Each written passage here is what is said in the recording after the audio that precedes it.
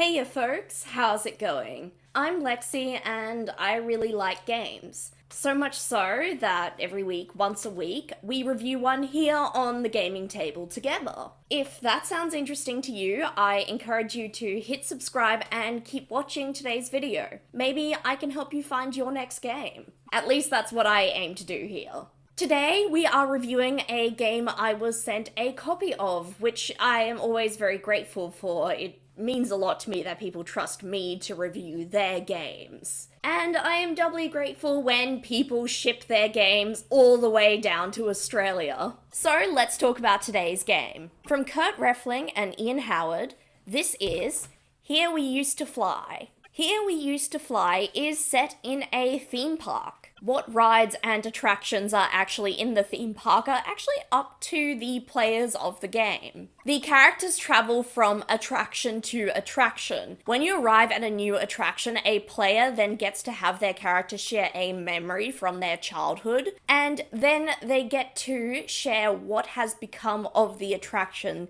with the sands of time. Each of these locations comes with a variety of prompts for each character to explore in a memory, and some prompts to then explore what the ride looks like. The prompts do have a lot of variety, not just emotionally, but even attraction-wise. From a laid-back boardwalk to a thrilling roller coaster, there's a lot you could potentially explore. In Here We Used to Fly, there isn't actually a huge number of mechanics. It's more of a simple flow of play and structure that you get given. A group of players gets together, they make some characters, then those characters go and explore the theme park. When the characters arrive at an attraction, one of them will then use one of the prompts that'll be listed on the attraction to share a story from their childhood. They'll probably be recounting a memory that happened at the attraction when it was in its prime. Then, the player gets to describe what the attraction has become now. The theme park has been abandoned, so maybe the attraction has just fallen to disrepair. Maybe it changed from the last time the characters visited it, or maybe it's not as shiny as they remember. The playbooks you get in this game don't provide you with any mechanics or objects to roll, draw, or use. They're more so about describing a character. Each playbook comes with a series of prompts which will help describe how the character has become who they are today, both from memories from their childhood and things that might have happened to them more recently. The playbooks available in this game are affectionate, angry, anxious, content, controlling, curious, distant, frank, funny, kind, passionate, proud, spacey, and weird. Each of these prompts links back to that primary emotion or trait that is used to describe this character,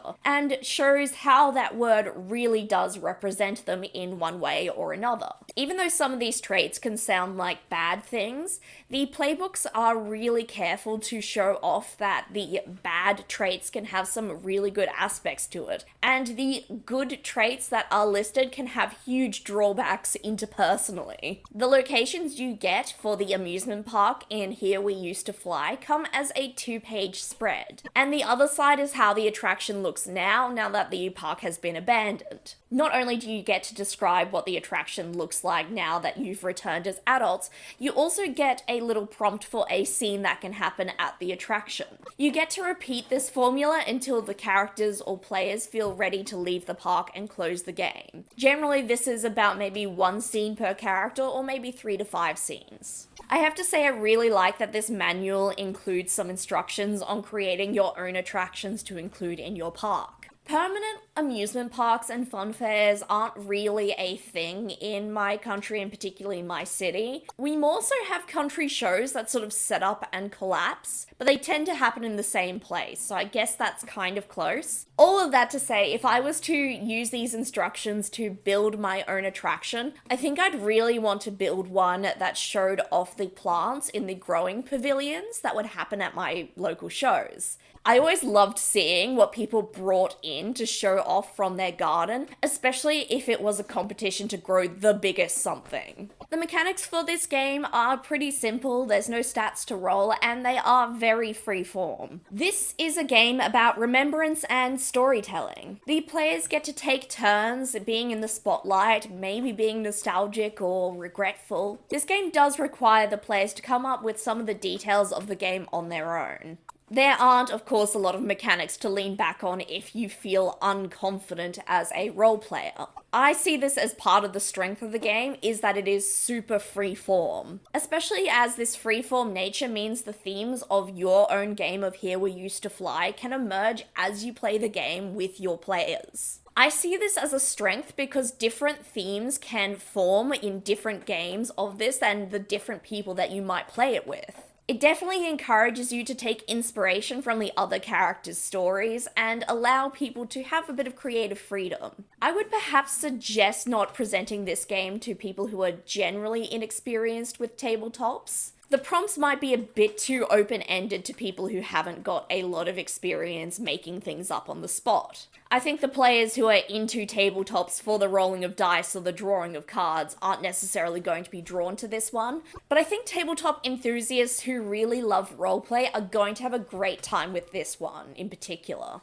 If you have a group that really enjoys the roleplay aspect of tabletop role-playing games, then absolutely bring this one to them. A color copy of this game manual is $23 US, but a PDF is $15. I always find it interesting when I am sent a game that doesn't necessarily use a physical item to be a mechanic. By that I mean dice or cards or tokens or something else. It does for me ask the question, what makes a game? I do think these games that just offer prompts are often super freeform and can be a great option for people who love the storytelling or roleplay aspect of gaming. I do know that some people do get stuck if there isn't a physical item or a rule about rolling a die to help them move along. But for today, I would like to ask you what your favorite attraction was at the amusement park. It can be any particular one from your childhood or just a random one you recall. As I mentioned, I really liked the plant pavilions with the big vegetables. But let me know yours in the comments down below. While you're there, I encourage you to like, subscribe,